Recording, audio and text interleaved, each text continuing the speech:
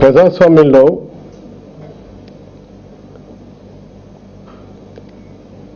ప్రతిపక్ష పాత్ర ఎంతో విలువైనటువంటిది, ఎంతో గౌరవమైనటువంటిది.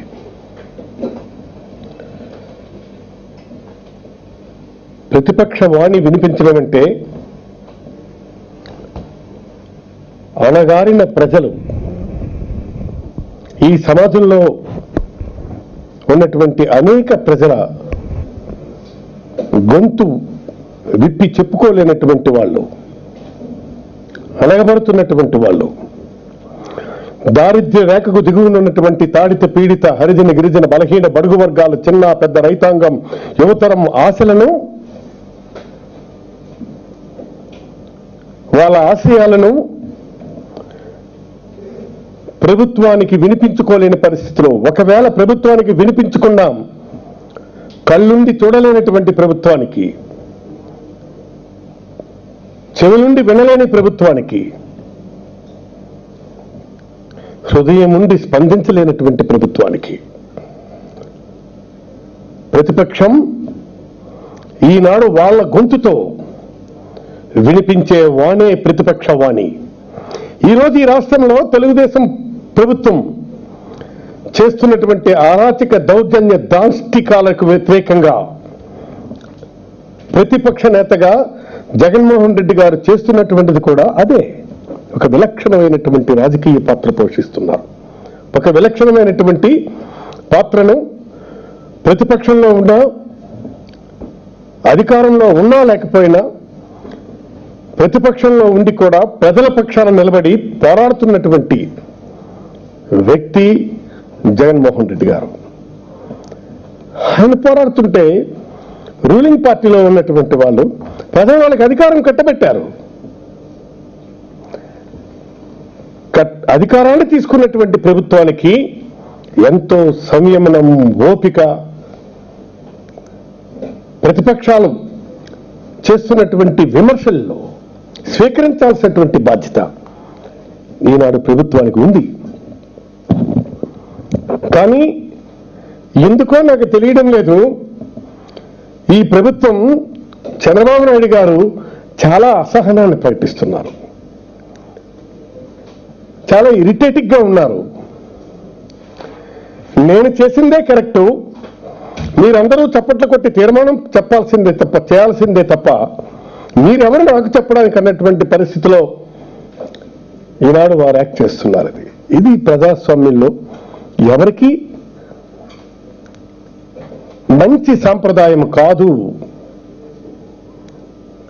ఒక ప్రభుత్వ నేతగా ప్రతిపక్షం చేస్తున్నటువంటి సూచనలను కానీ, సలహాలను కానీ ఈనాడు స్వీకరించాలి. అందులో విషయం ఉంటే దాన్ని సరిదిద్దుకొని మళ్ళీ తమాయించుకొని అడుగు ముందుకు వేసేదే నిజమైనటువంటి విలక్షణమైన ప్రభుత్వం చర్య. కానీ ఇక్కడ అది కాదు. నేను ఆ రోజే చెప్పాను, తణుకు మీటింగ్ నాడే చెప్పాను, ఇదే డాస్ మీద నేను చెప్పాను. తణుకు మీటింగ్తో ప్రభుత్వం గుండెల్లో వణుకు ప్రారంభమవుతుంది అని చెప్పాను ఆ రోజే. ఈరోజు జరుగుతున్నది అది.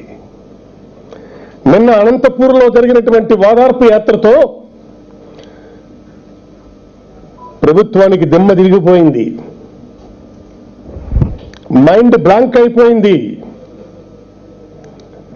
ఈరోజు రైతుల పక్షాన నిలబడి పోరాడటానికి గుంటూరు జగన్మోహన్ రెడ్డి గారు వెళితే ఈ ప్రభుత్వం అసహనం ఏమిటి నాకు అర్థం కావటం లేదు. ఏమయ్యా, ఇంతమంది రైతులు, కొన్ని వందల వేలాది మంది రైతాంగం, లక్షలాది మంది ప్రజలు ముక్త కంఠంతో ఈ భూములు మేము ఇవ్వము, ఇవి పోతే మాకు బ్రతుకు లేదు,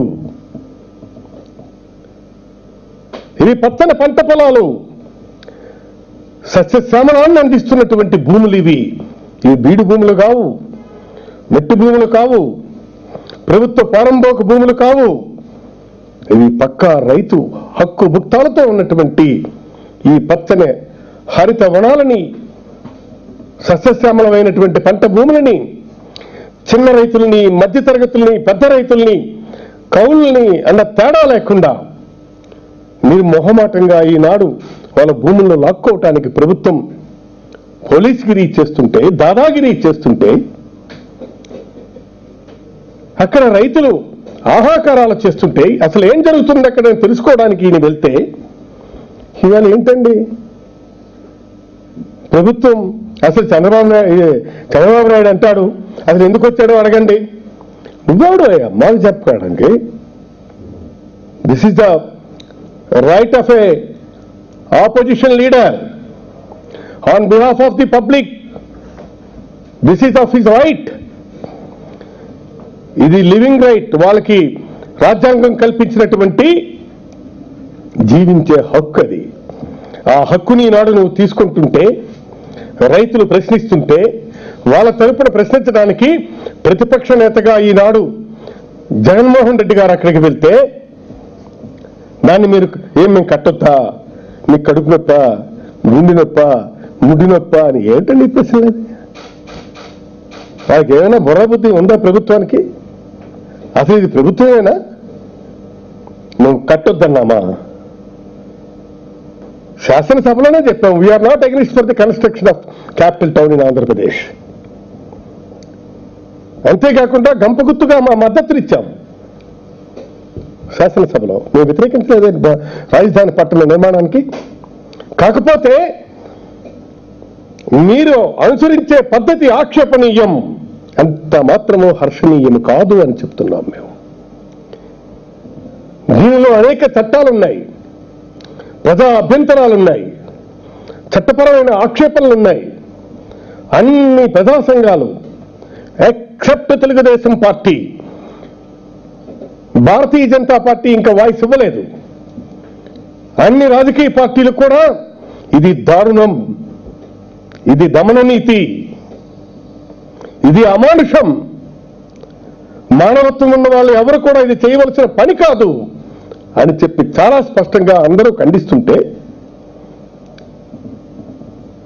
మీరు కట్టండి. మేము ఇప్పటికీ అడుగుతున్నాం. ఏమండి చంద్రబాబు నాయుడు గారు, మీ పెంపుడు జాగిలాలు మరుగుతున్నాయి,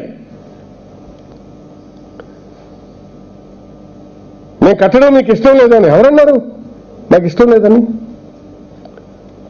నెవర్ సెడ్. మేము ఆహ్వానించాం. కాకపోతే మీకు ఇవాళకి రాజధాని కట్టడానికి, నిర్మించడానికి కావలసినటువంటి భూమి ఎంత స్పష్టం చేయండి. ఇప్పుడు మీరు 33,300 ఎకరాలెంతో తీసుకున్నారంటున్నారు. అసలు అందులో మీకు ఎంత కావాలంత అవసరమా? నిపుణులు, ఇంజనీర్స్, అనుభవజ్ఞులు అందరూ చెప్తున్నటువంటిది అంత అవసరం లేదని. పైగా ఇంకా మిగిలినటువంటి మరిన్ని వేల ఎకరాలు, 1,00,000 ఎకరాల పైగా మీరు భూసేకరణ చేస్తామంటున్నారు. ఏమయ్యా చంద్రబాబు నాయుడు, అది నీ అబ్బగారు జాగీర్ అనుకుంటున్నావా? భూసేకరణ చేసి కొట్టేయడానికి నీ తాబేదారులకి, నీ ఏజెంట్లకి, నీ భజన పరులకి ఇవాళ ఎవరైతే క్యాపిటలిస్టుల్ని చుట్టూ చేరి తానా అంటే తండానా అని చెప్పి భజన చేస్తున్నారో, కార్పొరేట్ పాలిటీషియన్స్ కి నువ్వు కట్టబెట్టే ప్రయత్నం కాకపోతే నీకెందుకు ఇన్ని వేల ఎకరాలు, ఇన్ని లక్షల ఎకరాలు భూమి అవసరం దేనికని ఈనాడు ప్రశ్నిస్తున్నాను. ఇది నా ప్రశ్న కాదు. ఇది యావత్ ఆంధ్రప్రదేశ్ రైతాంగం, విజ్ఞానవంతులు, అన్ని వర్గాల ప్రజల తరఫున ఈనాడు వైఎస్ఆర్ కాంగ్రెస్ పార్టీ అడుగుతున్నటువంటి సూటి ప్రశ్న ఇది. మీరైనా చెప్పండి, లేదు మరుగుతున్న మీ జాగిలాలైనా చెప్పండి. మీరు ఇక్కడ మంత్రుల్ని కూర్చుండబెట్టి బలవంతంగా బైఫోర్స్ చేసి పోలీసులు పంపించి, రాత్రుల పూట కూడా పోలీసులు సిఆర్పిఎఫ్ ని పంపించి ప్రజల్ని భయభ్రాంతులను చేసి, ఏమిటండి అసలు ఎక్కడున్నాం మనం? స్వతంత్ర భారతదేశంలో ఉన్నామా? లేకపోతే పరాయివాడి పాలనలో ఉన్నామా? వాళ్ళు గోడు వింటుంటే మాకు నిద్ర పట్టడం లేదు బాబు. ఏ జీప్ వచ్చినా, ఏ వాహనం వచ్చినా మేము భయపడిపోతున్నాం, హడిలిపోతున్నాం. ఎవరొచ్చి ఎక్కడ బలవంతంతో మా చేత సంతకాలు చేయిస్తారోనని. ఏంటి ఇందుకోసమా? మనకు ఒక రాజ్యాంగం, మనకు కొన్ని చట్టాలు, మనకి ప్రజాభిప్రాయాలు, ఇవన్నీ ఉన్నాయి. మీరు ప్రజాభిప్రాయ సేకరణ చేశారండి? చేశారా? ఈ విధంగానే కాకరాపల్లి, సోంపేటలో ప్రజాభిప్రాయ సేకరణ జరగకుండా భూములు తీసుకుంటేనే తిరుగుబాటు వచ్చింది. నిన్నగాక మొన్న మద్రాస్ గ్రీన్ కోర్టులో, పర్యావరణ కోర్టులో కాకరాపల్లి, సోంపేట నిర్మాణాలను నిలుపుదల చేయాలి, అవి రద్దు చేయాలని చెప్పి పర్యావరణ కోర్టు 2 days బ్యాక్ తీర్పు చెప్పింది. ఈ ఎవరైతే అప్పుడు నాటి కలెక్టర్గా ఉన్నటువంటి శ్రీకాంత్ మీదను ఈనాడు రేపో మాపో కోర్టు స్ట్రిక్చర్స్ పాస్ చేయబోతుంది. You know that? నేను అందుకే ఆ రోజు అంత తీవ్రంగా నేను మాట్లాడాను. నాకు ఆయన వ్యక్తిగతంగా is good friend of mind. ఆయనతో మాకేం పని? ఆయనకి మాకేమైనా గొప్పదనం తగాదాలు ఉన్నాయా? శ్రీకాంత్కి నాకు ఏం లేవు. ఆయన ఇవాళ ఉంటాడు, 2 ఏళ్ళు 3 ఏళ్ళు ఉండిపోతాడు. కానీ శాశ్వతంగా ప్రజల మధ్యన మమేకంగా వాళ్ళ పక్షాలను ఎవరైనా పోరాడాల్సినటువంటి ఆ జిల్లా ప్రజలం మేము. అలాగే ఈ రోజు కూడా ఆయన ఎక్విజిషన్ చేసి పోతాడు. కానీ అక్కడ ప్రజల తరపున నిలబడాల్సినటువంటి ప్రజాప్రతినిధులు, రాజకీయ పార్టీలు, సంఘాలు, ప్రధానాయకులు ఉన్నారు. ఖచ్చితంగా వాళ్ళు అడుగుతారు. అది నేను అందుకే అంటున్నాను. నేను ఈవేళ ఇది ఖచ్చితంగా రేపు మీరు ల్యాండ్ ఎక్విజిషన్ వెళ్ళబోతున్నారంటున్నారు. మీరు ఎలా వెళ్తారండి? దేనికి వెళ్తారు? అది మీకు అసలు చట్టం అనుమతిస్తుందా? మీకు హక్కులు ఉన్నాయా? చెప్పండి. నాకు తెలియదు. మీరు చెప్పాలి, ముఖ్యమంత్రి గారు, అధికారులు చెప్పాలి. ఇవన్నీ ఉన్నాయి. ఇవాళ మేము చేసేసాం 33 ఎకరాలు. ఏం చేశారు? అది రేపు it is going to be striking down in court of law. You know that? మీకు తెలీదా? అది భయపెట్టి ఎంతకాలం మీరు చేస్తారు? ఎంతమంది దగ్గర నుంచి మీరు తీసుకుంటారు? అసలు మీకు ఎంత కావాలండి? ఎంత కావాలో అని చెప్పి ఈ రోజుకి దాని మీద ఇంజనీర్స్ కానీ, లేదు అలాగే మేధావులు కానీ మీరంతా కూడా చెప్తున్నారు. అది ఇప్పుడు మీరు 1,00,000 ఎకరాల పైగా మిగిలినటువంటిది మేము తీసుకోండి. మీరు ఇంకోటి నేను ఈరోజు చూశాను, ల్యాండ్ బ్యాంక్ అంటారు. అన్ని బ్యాంకులు సరి ఖాళీ అయిపోయినాయి. ల్యాండ్ బ్యాంక్ అంటే ఒక 10 లక్షల ఎకరాల భూమిని తీసేసుకుని ల్యాండ్ బ్యాంక్ అని పెడతారట. అది మలేషియా, సింగపూర్, జపాన్ ఒకటేటి వాటాటాల్ విదేశీ కంపెనీలకు, విదేశీ సంస్థలకు దారాదత్తం చేయటానికి ఈనాడు ఇదంతా కూడా ల్యాండ్ బ్యాంక్ అని చెప్పి పెట్టే ప్రయత్నం చేస్తున్నామని చెప్పి ఎక్కడున్నామయ్యా మనం? మన భూములు, మన హక్కులు, మన జీవితాలు విదేశీ సంస్థలకే, గుత్త పెట్టుబడిదారులకి, విదేశీ సంస్థలకి తాకట్టు పెడతామనుకుంటే ఎందరో మహానుభావులు త్యాగాలు చేసి ఈ భారతదేశ స్వాతంత్రాన్ని మనకిచ్చుండే వాళ్ళు కాదేమో, వాడే బెటరేమో. మనం స్వాతంత్ర భారతదేశం ముసుగులో, పార్లమెంటరీ డెమోక్రసీ ముసుగులో ఈనాడు ఈ ల్యాండ్ బ్యాంకుల పేరుతో మొత్తం మీరు భూసేకరణ చేసి పరాయి దేశపు సంస్థలకు, మీరు విదేశీ సంస్థలకు పెట్టుబడి మీరు పెట్టాలని ప్రయత్నం చేస్తుంటే దీని అర్థం ఏమిటండి? అది ఎందుకు ఈ స్వాతంత్రం? మన హక్కులు మనం తీసుకొని కాళ్ళ రాసుకోవడానిక? కానీ కాదు. ఇది మేము అడుగుతున్నాం. ఆయన అంటాడు ఈరోజు ఒక మంత్రి గారు మాట్లాడుతూ, మీరు ఏది మీ మీద బోల్డ్ అన్ని కేసులు ఉన్నాయి, మీరు ఆర్థిక నేరస్తులు. నువ్వోడు చెప్పడానికి ఆర్థిక నేరస్తు? It is and trial. నీకున్న హక్కు ఏమిటి? నేను అడుగుతున్నా. ఐఎంజీ కేసులను సుప్రీంకోర్టులో నువ్వు స్టే తెచ్చుకున్నావు. నువ్వు ఆర్థిక నేరస్తులు కావా? ఎక్సైజ్ కేసులో మీరు స్టే తెచ్చుకొని ఉన్నారు. నువ్వు ఆర్థిక నేరస్తుడు కావా? నువ్వు నిజంగా అగ్ని పునీతుందని నిరూపించుకోవాలనుకుంటే చంద్రబాబు నాయుడు గారు, mister vacate the stays in court of లా. మీరు న్యాయస్థానాల్లో ఉన్నటువంటి కేసుల్ని ఉపసంహరించుకొని మా నాయకుడిలాగే విచారణకి సిద్ధపడి కడిగిన ముచ్చుల్లా బయటికి రా. శభాష్ చంద్రబాబు నాయుడు అంటాం మేము. 11 కేసుల్లో ఉన్నాయి. ఎన్ని వేల లక్షలు నువ్వు తినేసినావు. ఈ స్వీపింగ్ రిమార్క్స్ వద్దు. రేపు ఉదయం అది జడ్జిమెంట్ ఇవ్వబోతున్నారు. నువ్వు కలగంటున్నావా? ఆయన జైల్లో పెట్టేస్తారు, మేము ఏకఛత్రాధిపత్యం ఆంధ్రప్రదేశ్ చాపు చుట్టుకుపోతామని చెప్పి వద్దు బాబు, అయిపోయింది. మీ మురుగుతున్నటువంటి జాగిలాలకి చెప్తున్నాం, మీకు హనీమూన్ అయిపోయింది. ఇవాళ నేను చెప్తున్నా, ఈ విధంగానే మీరు కానీ ఈ భూములు ప్రజలకు వ్యతిరేకంగా, రైతులకు వ్యతిరేకంగా తీస్తే తమాషా అనుకుంటున్నారా? చూస్తూ ఊరుకుంటారనుకుంటున్నారా? ప్రతిపక్ష నేత సారథ్యంలో ఈనాడు ఈ ప్రభుత్వం వీపు తాట వలుస్తాం, తొక్కలోడు తీస్తాం. ఏమనుకుంటున్నారా మీరు? ఇది మీ అబ్బగారు జాగీర్ అనుకుంటున్నారా? సమస్య లేదు, విడిచిపెట్టే ప్రసక్తే లేదు. ఇవి ప్రజల ఆస్తులు. ప్రజల ఆస్తులు నువ్వు కొట్టేసి నీ తాలూకా బినామీదారులకి, నీ పక్కన ఉన్నటువంటి నీ టౌట్స్కు, దళారీలకు, మధ్యవర్తులకు నువ్వు కట్టబెట్టి తద్వారా తిరిగి నువ్వు రీబౌన్సింగ్ బెనిఫిట్స్ పొందటానిక బాబు? నీ టెక్నిక్స్ మాకు తెలుసు. తిరిగి ఆయన అంటాడు, నువ్వు ప్రభుత్వాన్ని కూల్చుతావు, నువ్వు కుట్రదారుడు అంటున్నావు.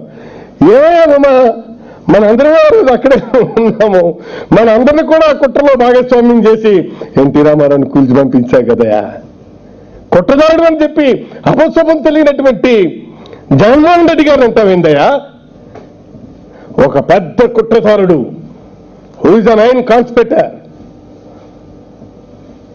ఎన్టీ రామారావుని కాళ్ళుచ్చి గుంజి ఆ బాధతో ఆయన చనిపోయినటువంటిది నీకు తెలీదా అమ్మా? ఏం మాట్లాడుతున్నావు? గట్టిగా నువ్వు మాట్లాడుకు. ఇట్లా నువ్వు మాట్లాడితే ఈ స్వర్గంలో ఉన్న రమణ, మీ అన్న రమణ, మీ వదిన ప్రణీత ఆత్మ ఘోషిస్తుంది. ఎవరు కుట్రదారులో మనందరికీ తెలుసుంది కదా. వద్దు, ప్రభుత్వాలు కూల్చినటువంటి వాళ్ళు ఎవరో, అందులో ఆ పద్మవ్యూహంలో, ఆ చదరంగంలో నువ్వు నేను అందరూ పౌరులైనావు కదా. ఆ రోజు మర్చిపోయినావా ఎవడు కుట్రదారుడు? నీకు తెలియదేమో. జగన్మోహన్ రెడ్డి గారు ఎప్పుడు కూడా ప్రజాభిప్రాయంతోనే, ప్రజల ఇష్టాయిష్టాలతోనే అధికారం మాకు కట్టబెట్టినాడే మేము ప్రభుత్వంలోకి వస్తామనుకున్నారే తప్ప తప్పుడు వాగ్దానాలతో, సాధ్యం కాని వాగ్దానాలతో, అసత్యపు ప్రచారాలతో, కేవలం అధికారమే పరమావధిగా సాధ్యాసాధ్యాల ఆలోచన చేయకుండా నీ ఇష్టం వచ్చినటువంటి హామీలు గుప్పించి అధికారంలోకి రావాలని ఎప్పుడు అనుకోలేదు జగన్మోహన్ రెడ్డి గారు. నేనేనాడు అనుకోలేదు. అనుకుంటే మేమందరం చెప్పాం, సార్ మనం ఎన్నికల్లో ఉన్నాము, మనకి ఆటోమేటిక్గా 10 ఓట్లు రావాలి కదా, మనం చేస్తే బాగుందని నేను స్వయంగా వెళ్ళి చెప్పాను. నేను ప్రచారానికి వెళ్తే ఇలా అడుగుతున్నానండి. వద్దు సీతారామన్న, ఈ హామీని మనం అమలు చేయలేం. మనం చేయగలిసిన హామీలు డ్వాక్రా అక్క చెల్లెళ్లకు మనం చేయగలం, నేతన్నది చేయగలం. ఈ రెండు ఖచ్చితంగా మాఫీలను మనం చేయగలం. రైతులతో మాత్రం మనం ఇప్పుడు చేయలేము. ఇప్పుడు విభజన జరిగినటువంటి ఆంధ్రప్రదేశ్లో సోర్సెస్ మనకి సన్నగిల్లాయి. కేంద్రం రేపు ఎలాంటి వైఖరి ఉంటుందో మనకి తెలియదు అని చెప్పి స్పష్టమైనటువంటి అవగాహనతో ఎకానమీ మీదను, ఆర్థికంగా రేపు మనం ఏ విధమైనటువంటి ఫేస్ చేస్తామన్నటువంటి ఆలోచనని ఖచ్చితంగా అంచనా వేయగలిసినటువంటి నాయకుడుగా ఈ హామీ మనం ఇవ్వలేమని చెప్పారు. అవసరం లేదంటే కొద్దిగా మనకి మనం ట్రైలింగ్ బిహైండ్ లో ఉంటామేమో అంటే నో ప్రాబ్లం, కన్విన్స్ చేయండి అన్నారు. ప్రజల్ని, రైతుల్ని కన్విన్స్ చేయమన్నాడు. కానీ తప్పుడు వాగ్దానానికి అతను సిద్ధపడలేదు. దయచేసి ఇవాళ ప్రభుత్వాలు కూర్చడం, తప్పుడు వాగ్దానాలతో రావటం అనుకోవాలని ఎప్పుడు కూడా మేము అనుకోలేదు. అలాంటి దానికి మా నాయకుడు కూడా ఎట్టి పరిస్థితుల్లో కూడా అంగీకరించడం. ఈ రోజు నేను అడుగుతున్నా, చిన్నపిల్లల కిడ్నీ బ్యాంకుల నుంచి కూడా తీసిస్తున్నారని నాకు తెలుసయ్యా. మీరు చిన్నపిల్లల కిడ్నీ బ్యాంకులను కూడా దొబ్బేస్తారని తెలుసు. చంద్రబాబు నాయుడు అండ్ గ్యాంగ్ చిన్నపిల్లల కిడ్నీ బ్యాంకులు కూడా మీరు వదలరని సంగతి మాకు తెలుసు. అదేదో పెద్ద గొప్పగా నువ్వు చెప్తున్నావు. నువ్వు ఇవన్నీ కూడా చెప్పకు, మాకు తెలుసు, బాగా తెలుసు మాకు. ఇవాళ నువ్వు మంత్రిగా అయినావు, ఏమిటో మాకు తెలుసు ఇవన్నీ. కాబట్టి నీకొక్కటే, మేము గెలిచాము, ప్రజాస్వామ్యంగా గెలిచేటువంటి ప్రభుత్వాన్ని పనిచేయనివ్వడం లేదు. నువ్వు గెలిచావు అంతే. 5 లక్షల ఓట్లు తేడాతో మొత్తం ఆంధ్రప్రదేశ్ రాష్ట్రంలో నువ్వు గెలిచావు. కడపలో మా జగన్మోహన్ రెడ్డి గారికి వచ్చినంత మెజారిటీ లేదు. ఓకే, ఎలాగైనా గెలిపే, మేము కాదనలేదు. కాకపోతే గెలిచిన తర్వాత సాధ్యాసాధ్యాలను ఎప్పటికైనా సరే మీరు చెప్పండి. నేను ఈ పరిస్థితుల్లో అధికారంలోకి రావడానికి అన్నీ నేను చెప్పిన మాట నిజమే, కానీ నేను చేయలేకపోతున్నాను, నాది పొరపాటు అని చెప్పి ప్రజల ముందు నిలబడి లంపలు వేసుకుని గుంజీలు తీసుకోండి. ఇంకా పైగా అట్నుంచి మీరు దబాయిస్తారంటే మీరు వేస్తుంది మీకు తెలియడం లేదేమో. ప్రజలందరూ మాకు స్వచ్ఛందంగా దగలపరచు. ఇప్పుడు అక్కడ చూస్తున్నా కదా, ప్రజలు స్వచ్ఛందంగానే తిరగబడుతున్నారు ప్రభుత్వం మీదను. ఆయన కడుపు నొప్పి అంటారండి, మీ కడుపు నొప్పి లేచి ఏం ప్రతిపక్షం అతను తిరగొద్దంటారా? ఏమయ్యా మీరు చెప్పండి అయ్యా, మీరు తిరగొద్దా? ఒకవేళ మీరు తిరగాలనుకుంటే చంద్రబాబు నాయుడు గారు అనుమతి కావాలా? లేదు గుంటూరులో నారాయణను, ఇక్కడ వీంది ఉమా పర్మిషన్ కావాలా? కొంచెం చెప్పండి అయ్యా. గతంలో చంద్రబాబు నాయుడు తిరిగినప్పుడు అప్పుడు ఉన్నటువంటి ప్రభుత్వానికి అనుమతులు పెట్టే తిరిగాడా? ఏం మాట్లాడతావయ్యా? అందుకే అన్నారు పిల్లకాకేం తెలుసురా ఉండేలు దెబ్బ అని. ఇప్పుడు తెలవదు, తర్వాత అర్థమవుద్ది. మేము ఎందుకురా మేము మాట్లాడామన్నటువంటిదని తర్వాత ఖచ్చితంగా ఉంటుంది. ఇది మా బాధ్యత, ఇది మా విధి, ఇది మా కర్తవ్యం, ఇది మా ధర్మం. అన్యాయానికి గురైనటువంటి రైతాంగం పక్షం నిలబడి పోరాటం ఇది మా న్యాయం. న్యాయమైన ఇది న్యాయ పోరాటం చేస్తున్నాం, ధర్మ పోరాటానికి సిద్ధపడ్డాం. ఎట్టి పరిస్థితుల్లో వెనుకడుగు వేసేది లేదు లేదు లేదు. ప్రజల పక్షాన అధికారంలో ఉన్న ప్రతిపక్షంలో ఉన్న వైఎస్ఆర్ కాంగ్రెస్ పార్టీ ప్రజల పక్షాన నిలబడి పోరాడుతుంది. దీనికి ఈనాడు ఎవరో ఏదో అన్నారని చెప్పి మేము చేయాల్సినటువంటి అవసరం అంతకన్నా మాకు లేదు. మా పార్టీకి చాలా స్పష్టమైనటువంటి స్టాండ్ ఉంది, మా నాయకుడికి స్పష్టమైన విజన్ ఉంది.